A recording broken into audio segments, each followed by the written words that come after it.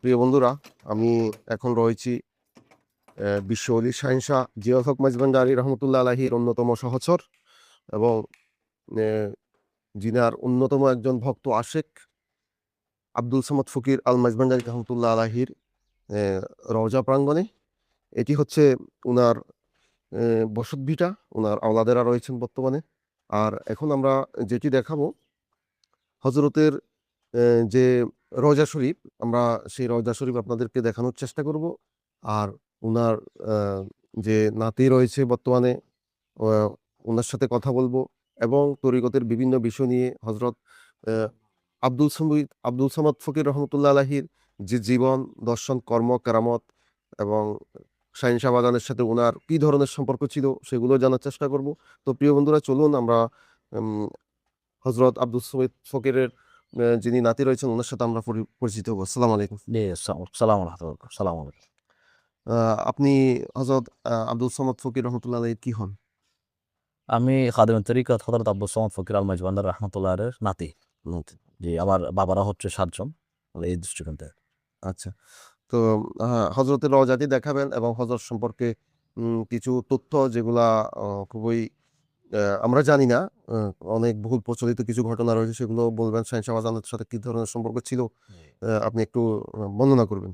ধন্যবাদ। আপনি গুরুত্বপূর্ণ প্রশ্ন উত্থাপন করেছেন। আমরা যেটা দেখি ইসলামের মূল যেটা দর্শন, ইসলামিক ফিলোসফি এবং ইসলামের মূলটা হচ্ছে রুহানিয়ত, আধ্যাত্মিকতা এবং এই আধ্যাত্মিকতা প্রচার প্রসারে যুগের পর যুগ অনেক হযরত আদম ইসলাম ঈসা পর্যন্ত এবং নবী করিম সাল্লাল্লাহু আলাইহি সাল্লাম পর্যন্ত অসংখ্য নবী রাসূলগণ এসেছেন এবং নবীদের খাতামুন নবীনের পরে যাদের মাধ্যমে ইসলাম সুপ্রতিষ্ঠিত হয়েছে এবং মানুষের মানবতা প্রতিষ্ঠিত হয়েছে তার মধ্যে হচ্ছে আলে বাইতে রসুল, সাহাবায়ে কেরাম, তাবেঈন এবং আউলিয়া কেরাম, সুফি কেরাম এবং বুজুর্গানদের মাধ্যমে এই আপামর জনতা গোটা বিশ্বের মধ্যে ইসলাম প্রসার হয়েছে। ঠিক একইভাবে বাংলার জমিনে হুজুর গৌসুল আজম শাহ সৈয়দ আহমদুল্লাহ মাইজভান্ডারী কিবলা কাবার ২০০ বছর আগে আগমন করেছেন। ওনার মাধ্যমে গোটা বিশ্বের মধ্যে ইসলাম প্রসারিত হয়েছে এবং যাকে উনি চেরাগে গৌসুল আজম বলে সম্বোধন করেছেন এবং যিনি গোটা এমন তার জালালি সাহেবে মজুব, যেটাকে আমরা সাল জাজবা হাল বলি, সে দৃষ্টিকোণ থেকে তিনি বলেছেন ওনার যে প্রপৌত্র মাঝবালা বাহারান সৈয়দানা মুর্শিদানা বিশ্বল সৈয়দ জিয়াউল হক মাইজভান্ডারী রাহমাতুল্লাহ আলাইহি ওনাকে ব্যাপারে বলেছেন যে জিয়াউল হক মিয়া আমি সবার জন্য বাতি জ্বালাচ্ছি। এটা হচ্ছে আধ্যাত্মিক বাতি, যে বাতির নিচে জাতি ধর্ম বর্ণ নির্বিশেষে সকলের একটা আশ্রয়কেন্দ্র, একটা মমতাময়ী দরবার গৌসুল আজম গৌসে হকমুল জিল, আপনি যেটা মাইজবান্ডার দরবার শরীফে দেখেছেন। তো সেই সুবাতে এই শানচা বাবাজানের কিছু শ্রবতপ্রাপ্ত সান্নিধ্যপ্রাপ্ত কিছু মনীষী ছিলেন যারা ফকির দরবেশ কলন্দর টাইপের, যারা বিভিন্নভাবে জাতি ধর্ম বর্ণ নির্বিশেষে তারা মাইজবান্ডার তরিকার পাশার ভূমিকা রাখাচ্ছেন। তার মধ্যে হচ্ছে আমরা দেখতে পাচ্ছেন এই যে সাইনবোর্ডটা আমরা দেখতে পাচ্ছি, এটা কিন্তু সম্পূর্ণ এটা উদ্বোধন করেছেন এবং এটার এজাজত দিতেন হচ্ছে দরবার গৌসুল আজম গাউসে হক মঞ্জিলের সম্মানিত শাহজাদা নসীন এবং শাহজাদা সৈয়দ জিয়াউল হক মাইজবান্ডারি ট্রাস্টে মাননীয় ম্যানেজিং ট্রাস্টি ঔলাদ রসুল ঔলাদ গৌসুল আজম মজহার গৌসুল আজম রাহবারে আলম আলহাজ শাহ সৈয়দ মোহাম্মদ হাসান বাবা প্রকাশ মাওলানা হুজুর কিবলা মাদাজিলুল আলী, যিনি এটি উদ্বোধন করেছেন ২০ আশ্বিন ১৪০৯ বাংলায়। এবং এখানে যিনি সাহিত্য আছেন আপনি দেখতে পাচ্ছেন যে এই যে লেখাটা, এটা কিন্তু আমরা বানিয়ে দিই নাই। আচ্ছা, এটা সম্পূর্ণ মাওলানা হুজুর মাইজভান্ডারী যা লিখে দিয়েছেন হুবহু সেটা আমরা নিয়ে এসেছি। লেখায় আছে যে আশিকে ভান্ডারী দরবার হক ভান্ডারী উৎসর্গিত প্রাণ খাদেমে তরিকত হযরত আব্দুল সামাদ ফকির আল মাইজভান্ডারী রাহমাতুল্লাহ আলাইহি। ওনার জন্ম হচ্ছে ১৯ আগস্ট ১৯২২ খ্রিস্টাব্দে এবং ওনার ওফাত মুবারক হচ্ছে ৩ কার্তিক, যেটা আমরা বার্ষিক উৎসর্গ করে থাকি, বাচ্চাদেরকে আমরা আমার দাদা উৎসর্গ করে থাকি, এবং ২০ রবিউল সানি ১৮ অক্টোবর ১৯৯২ খ্রিস্টাব্দে ওনার ওফাতপ্রাপ্ত হয় আর কি। উনি আসলে আপাদমস্তক মাঝবালা বাহারাইন সৈয়দানা মুর্শিদানা বিশ্বল সৈয়দ জিয়াউল হক মাইজভান্ডারী কিবলা কাবা একনিষ্ঠ গোলাম এবং ওনার ফেদা ছিলেন।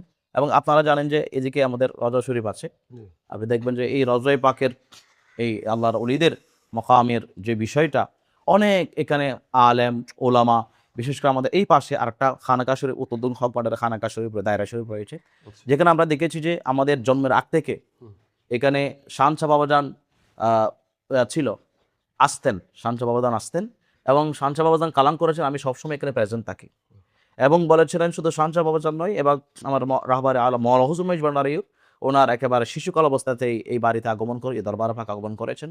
এবং বর্তমান আমরা দেখি যে খানাকা শরীফের মধ্যে আলেম ওলামা হক্কানা রব্বানা আলেম আহলুস সুন্নাহ জামাতের এবং ফকির দরবেশ কলন্দর মাস্তান সমস্ত সবার একটা মমতাম একটা আশ্রয় কেন্দ্র হিসেবে আমরা দেখতাম। এবং বিশেষ করে এখানে আপনারা জানেন যে বিভিন্ন ওলামায়ে কেরামের আগমন যারা মিলাদ, কিয়াম, মোনাজাত করতো।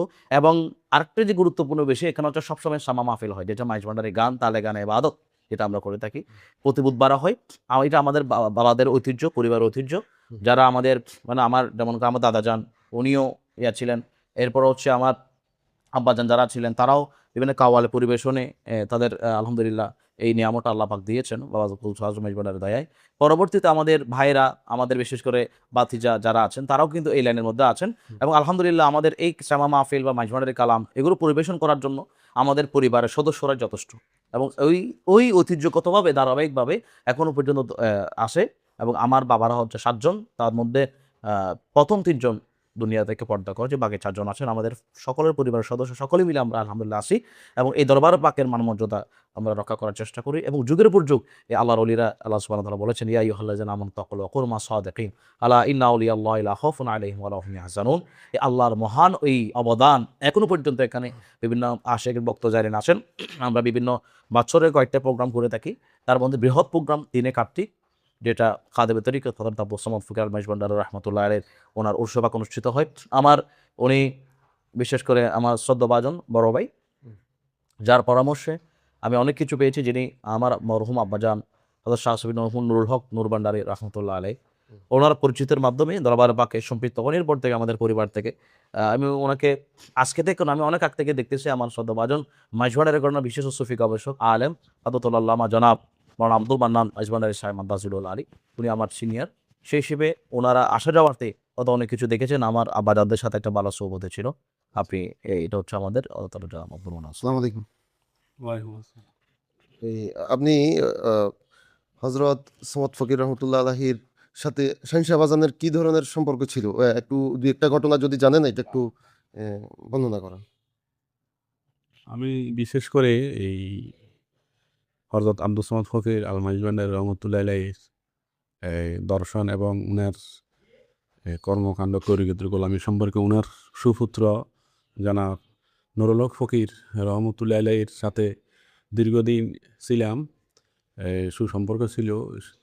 তরিকতের গোলামি বা আদব এই দরবারের গৌসুল আজম মাইজ ভান্ডারী এবং মাইজ ভান্ডারী গাউসিয়া হক মন্দিরের সিস্টেম, নিয়ম, নীতি, আদর্শ, বর্তমান মাওলা মাইজ ভান্ডারীর নীতি, শিক্ষা দীক্ষা, এগুলো আমি এই জনাব নুরুল হক নুরুল ফকির মাইজ ভান্ডারী থেকে এবং এই আব্দুস সামাদ ফকির মাইজ ভান্ডারী উন্নত কর্মকাণ্ড কীরকম ছিল, তরিকতের ফসার খুব যথেষ্ট সুন্দর এবং সাবলীলভাবে সাধারণভাবে এই জাতির ধর্মবর্ণ নির্বিশেষে সকলের সাথে মিলেমিশে প্রকাশ করতেন এবং সকলকে আহ্বান করতেন আওলাদ রসুলের গোলামি এবং আউলিয়া কেরামের সহবতে মহব্বতে থেকে এই জীবনের মুক্তি এবং পরকালের মুক্তির একটা মাধ্যম সুন্দরভাবে উপস্থাপন করতেন। আমরা ওনাদের থেকে জেনেছি এবং এই দরবারও আসা যাওয়া বিভিন্নভাবে আমরা করেছি। পবিত্র মাহফিলের আদব, সুশিক্ষা দীক্ষা কীভাবে করা যায়। বর্তমানে তো এই সামা মাহফিল বা তরিকতের নামে বিভিন্ন জায়গায় অনৈতিক কর্মকাণ্ড হয়ে থাকে, তবে আমাদের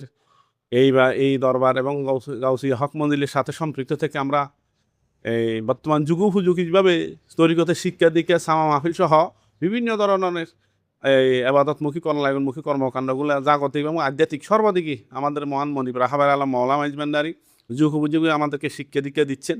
আমরা গ্রহণ করার চেষ্টা করতেছি, নিজেদের চরিত্র উন্নত ধারণ করার চেষ্টা করতেছি এবং সমাজে দেশে তাও প্রকাশনা করার মাধ্যমে আমরা এই চেষ্টা করতেছি তুলে ধরার জন্য।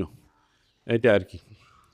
যাক, আপনাকেও মোবারকবাদ জানাচ্ছি এখানে আসার জন্য। জনাব হযরত আব্দুস সামাদ ফকির আল মাইজ ভান্ডারীর রজা মোবারক এবং উনার পুত্ররা রয়েছেন, ওনারা এখনও যারা জগতে জীবিত অবস্থা আছেন তারাও যথাযথভাবে নাতিপুত্রিয়া সহ তরিকায়ে মাইজ ভান্ডারীর গোলামের মাধ্যমে আল্লাহ রসুল এবং সুফিজমের মিশনকে বাস্তবায়ন করার জন্য ওনারা যথাযথভাবে কাজ করে যাচ্ছেন। আপনি যেটা বললেন যে আসলে শাহ বাবাজানের সাথে আমার দাদা হুজুর খাদেমে তরিকত হযরত আব্দুস সামাদ ফকির আল মাইজ ভান্ডারী রাহমাতুল্লাহ কেমন খুব গভীর সম্পর্ক। গভীর বলতে আমাদের রক্তের চেয়েও বেশি সম্পর্ক। আপনারা জানেন যে রক্তের সম্পর্ক চেয়ে রোহানি আত্মার সম্পর্ক হচ্ছে সবচেয়ে মজবুত। এবং এই আধ্যাত্মিকতার সম্পর্কই আমাদের ইহকাল পরকালে এবং ওই দিন কিয়ামতের ময়দানে এই আধ্যাত্মিক সম্পর্কে টিকে থাকবে রক্তের বন্ধনের চেয়ে। সেই হিসেবে আমরা দেখি যে আমাদের পরিবারে যখন কোনো কিছু আয়োজন করা হতো সব কিছু দরবারে পাকের জন্য আগে তোলা হয়। ফাতিহার জন্য। এবং উনি যা যা বিশেষ করে একবার শাহনশাহ বাবাজান দেখা গেল যে উনি উনি তো এখানে থাকতেন, তো ওনার শাহনশাহ বাবাজানের একটা কলিজা বোনা খাওয়ার ইচ্ছা পোষণ করেছেন। তো ওই সময় তো আসলে কোনো টেলিফোন বা টেলিগ্রাম কোনো কিছু ছিল না। আমরা জানি মুখে নাহি কথা বলে টেলি চালাই দিলে দিলে। সেই দৃষ্টিকোণ থেকে দেখি উনি বাবাজান ওখান থেকে ইচ্ছা করতেছেন, আর আমার দাদা হুজুর সাপোর্ট করতেছে। আজকে আমি বাবাজানের দরবারে এই কলিজা বোনাগুলো রান্না করে গরম গরম নিয়ে যেতে হবে। উনি তাড়াতাড়ি বিবাহের বাজারে গিয়ে ক্রয় করে এগুলো আমার দাদিজানকে বললেন যে আপনি দ্রুত এটা কি করে দেন, রান্না করে দেন, আমি একটু শাহনশাহ বাবার দরবারে যাবো। তো ঠিক উনি সেই কলিজাগুলো রান্না করে সুন্দর করে গরম করে যখন নিয়ে যাচ্ছিলেন, উনি দরবারে পাকে প্রবেশ করা মাত্রই শাহনশাহ বাবা বলছেন, জি জি আমি কলিজা খাবো, আমার জন্য নিয়ে আসেন। তো এই যে আধ্যাত্মিকতার সম্পর্কে, এবং আমরা দেখেছি যে আমার দাদা হুজুর যখন কোনো বিভিন্ন তরিকতের মজলিসে যেতেন, বিভিন্ন বড় বড় মজলিসে যেতেন, উনি এখানে নসিহত করতেন এবং মাইজভান্ডারি তরিকার সম্পর্কে অনেক কিছু বলতেন। তো সেই সুবাদে আমরা দেখি যে বর্তমান সময়ে গৌসুল আজম মাইজভান্ডারি কেবলা কাবার সে মহান প্রদর্শন করার জন্য একদিন ওনার সাথে কিছু মানুষ ষড়যন্ত্র করার চেষ্টা করেছিল, হামলা করার চেষ্টা করেছিল, এবং এরা আমার দাদা হুজুরকে দাওয়াত দিয়ে একটা ষড়যন্ত্র করে মাইজভান্ডারি তরিকার উপর অ্যাটাক করার চিন্তাভাবনা করছিল। তো তৎকালীন সময়ে আমার দাদা হুজুর যখন এখান থেকে শেষ করে যাচ্ছিলেন, তখন আমার বাবাজান শাহনশাহ বাবাজান বললেন, মামু সাহেব কিছু বলার দরকার নেই। উনি একটা সামান্য একটা বাঁশের কুচি নিয়ে এরকম বলতেছেন, একটা আওয়াজ করে করে বলতেছেন যে আমি তাদেরকে শেষ করে দিয়েছি, আপনি যেতে হবে না। ঠিকই দেখা গেল যারা ওনাকে ষড়যন্ত্র করে নিয়ে যাওয়ার জন্য চাচ্ছিল, তারা নিজেরাই সংঘর্ষ লিপ্ত হয়ে এই প্রোগ্রামটা ওরা নিজেরাই হয়ে গেছিল। তাহলে আমরা দেখি যে এই বাবাজানের সৌবতে থাকার কারণে ওনার যে আমল পরিবর্তন, আমরা দেখেছি যে আমার দাদা হুজুর, আমার আব্বাজানদেরকে সামনে শুনেছি, আমার দাদা হুজুর ওনার কাছে যারাই কোনো সমস্যা নিয়ে আসতো, উনি হাত মাথা রাখলে ভালো হয়ে যেত। এবং আমরা দেখেছি যে অনেক প্যারালাইসিস রোগী, অনেক অসুস্থ মারাত্মক রোগী, আমার দাদা হুজুর উনি যখন মাথায় হাত বুলিয়ে দিয়েছেন, উনি সাথে সাথে পরিপূর্ণ সুস্থ হয়ে গেছেন। তো এগুলো কার কারণে? এগুলো শাহনশাহ বাবাজানের সোবতের কারণে। আল্লাহর আউলিয়া কেরামরা তারা কোনো কিছু বললে আল্লাহ কবুল করেন কেন? আল্লাহর বন্ধু হয়েছেন বিদায়। এই জন্য তাদের উসিলে নিয়ে আমরা এখানে ক্ষমা প্রার্থনার জন্য আসি, এবং তাদের মাধ্যমে আমরা যেটা জান্নাতের কথা বলছি, এমনিতে যাওয়া যাবে না, আল্লাহকে তো পাইতে পারবো না। তো আল্লাহকে পাওয়ার জন্য আল্লাহর ওলিদের দর্শনে যেতে হবে, তাদের দরবারে, এবং সত্যিকার আওলাদের পীর মুর্শিদের কদমে গেলে আমরা পাবো, যেটা আমরা বলছি এই মুর্শিদ বিনে কেউ দিবে না জান্নাতের তরি। আমার ববর সিন্ধু পার করাবে বাবা ভান্ডারি, আমি জানলে কি আর করতাম গোনা, বাবা মৌলানা না জানিয়ে ভুল করেছে ক্ষমা করো না। তো আমরা আসলে তো ভুল করি না জানার কারণে। তো আমরা এটা দেখি, এবং আমাদের আদবের যেটা আমার আদতুল্লাহ জানাব আব্দুল মাইজভান্ডারি সাহেব বলেছিল, আসলে ওনারা তো আমার দাদাজানদের সাথে আব্বাজানদের সাথে অনেক ভালো একটা সম্পর্ক জেনেছেন। সেই সুবাদে এখনও আমরা চেষ্টা করে আমাদের জন্য দোয়া করবেন। আমাদের সমস্ত পরিবার এখন আমরা একতা সহকারে এই মাহফিলগুলো ইন্তজাম করে থাকি, এবং শেষে মৌলা হুজুর মেজভান্ডারির একনিষ্ঠ গোলাম হিসেবে আমাদের পরিবারের সকলে খেদমত করে যাচ্ছেন। এবং আমার দাদি জানেরও বিশাল একটা ভূমিকা আছে। উনি শাহনশাহ বাবার দয়াপ্রাপ্ত এবং আম্মাজান কেবলার সাথে সাথেই থাকতেন। উনি এ তরিকত জগতে অনেক বছর একজন মহিয়সী নারী হিসেবে ছিলেন। সেই হিসেবে আপনাকে ধন্যবাদ। প্রিয় বন্ধুরা, আমি এতক্ষণ কথা বলেছি আব্দুস সামাদ ফকির রহমতুল্লাহ আলাহির সম্মানিত নাতি। উনি একজন প্রখ্যাত আলেম, ইসলামিক চিন্তাবিদ, গবেষক, টিভি আলোচক, লেখক। উনি তরিকতের অনেক খেদমত করে যাচ্ছেন, যে আধুনিক সুফিজম এটা প্রতিষ্ঠার জন্য নিরলস কাজ করে যাচ্ছেন। তো আমি একটু উনার মুখ থেকে উনার পরিচয়টা সংক্ষিপ্ত আকারে জানবো। আপনি একটু আমাদের দর্শকদের উদ্দেশ্যে আপনার সংক্ষিপ্ত আকারে পরিচয় দেন। আলহামদুলিল্লাহ, আমার প্রিয় মুর্শিদ রাহবারে আলম মৌলা হুজুর মেজবানের মেহেরবানিতে এবং আমার দাদা হুজুর, আমাদের আব্বাজানদের, মরহুম মা বাবার সকলের দোয়ায় আমি গ্রাজুয়েট কমপ্লিট করেছি মাদ্রাসা পর্যায়ে। আমি চট্টগ্রাম ১৬০০ জামি আহমদ হোসেন আরিয়া থেকে আমি হাদিস এবং ফিক এই দুটো বিষয়ে আমি কামিল নামে পাশ করেছি, এবং পাশাপাশি আমি চট্টগ্রাম বিশ্ববিদ্যালয় থেকে ইসলামিক স্টাডিজের উপর অনার্স মাস্টার্স করেছি। আবার চট্টগ্রাম বিশ্ববিদ্যালয় থেকে আমি অ্যারাবিক ডিপ্লোমা করেছি। আবার ওপেন ইউনিভার্সিটি থেকে আমি বিএমএড কোর্স করছি। পাশাপাশি আমি ইসলামিক ফাউন্ডেশন ঢাকা অধীনে আমি ফিকা এবং শরিয়া কোর্স করেছি, এবং বিভিন্ন রিসার্চ ইনস্টিটিউটের সাথে সম্পৃক্ত আমরা বর্তমান আছি। এবং আমি একটা মসজিদের খেতাবত দায়িত্ব আছে খতিব হিসেবে, সেটা হচ্ছে শান্তিনগর কেন্দ্রীয় জামে মসজিদ, বাইজি, চট্টগ্রাম। পাশাপাশি আমি শিক্ষকতার পেশায় আছি, সেটা হচ্ছে আমি আরবি প্রভাষক পদে আছি মাদ্রাসায়ে গৌসুল আজম মেজভান্ডারি, যেটা আমাদের দরবার গৌসে হক মঞ্জুর প্রতিষ্ঠান, যেখান থেকে মাইজভান্ডারি তরিকার প্রসার হচ্ছে এই সুবাদে। এবং পাশাপাশি আমি এশিয়ান টিভি, মাই টিভি, বিটিভি বিভিন্ন প্ল্যাটফর্মে আলোচনা করবার চেষ্টা করি, এবং কোরআন হাদিস আল কিতাব তাসাউফের বিষয় নিয়ে, ওলি আল্লাহর বিষয়গুলো নিয়ে, আলে বাইত রাসূল সাহাবায়ে কেরামকে নিয়ে। পাশাপাশি মাইজভান্ডারি তরিকার একজন নগণ্য খাদিম হিসেবে চেষ্টা করি আমরা মাঠে ময়দানে এগুলো মানুষকে বুঝবার জন্য এবং এভাবে চেষ্টা করছি। আপনারা এভাবে আমার আসলে দোয়া করবেন যাতে আমি তরিকতের শেখানোটা করতে পারি। অসংখ্য ধন্যবাদ আপনাকে, আমাদের জন্য দোয়া করবেন। তো প্রিয় ধন্যবাদ, আপনাকেও ধন্যবাদ। হ্যাঁ, প্রিয় বন্ধুরা, এতক্ষণ একজন আল্লাহর মজ্জুব আশেক মজ্জুব ফকির সাথে উনার যে রওজা মোবারক, উনার জীবনী, হযরত শাহিনশাহ বাজানের সাথে উনার বিভিন্ন ঘটে যাওয়া ঘটনাগুলো আমরা উনার নাতের মুখ থেকে শুনলাম। তো আমি ভিডিওটি আজকে এখানে শেষ করছি। দেখা হবে নতুন কোনো ভিডিওতে, নতুন কোনো আল্লাহর ওলির দরবারে। ততক্ষণ পর্যন্ত সবাই ভালো থাকবেন, সুস্থ থাকবেন। সবাইকে ধন্যবাদ। আসসালামু আলাইকুম।